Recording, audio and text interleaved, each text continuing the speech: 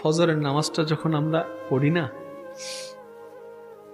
ওলামায়ে কেরাম স্টেজে আছে, জিজ্ঞেস করুন প্রত্যেকদিন সকালবেলা প্রত্যেকজন বান্দার ঘরে আল্লাহর পক্ষ থেকে রহমতের ফেরেশতা আসে। প্রত্যেকটি বান্দার ঘরে আল্লাহর পক্ষ থেকে রহমতের বরাদ্দ নিয়ে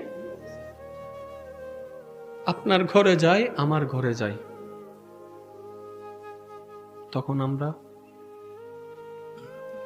আমরা জোরে বলেন না, ফজর মানে 6টা 7টা নয়, শোবে সাদিক।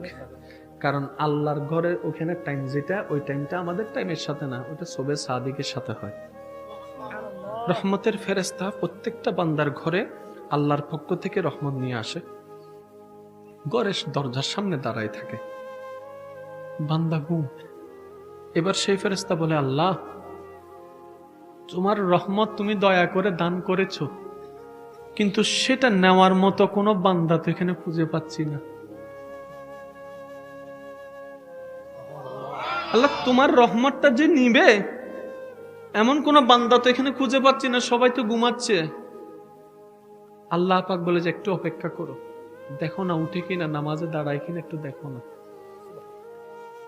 অনেকক্ষণ দাঁড়ানোর পরে ফেরেশতা আবার বলে, আল্লাহ কোন বান্দা তো নাই তোমার রহমতটা নেওয়ার জন্য।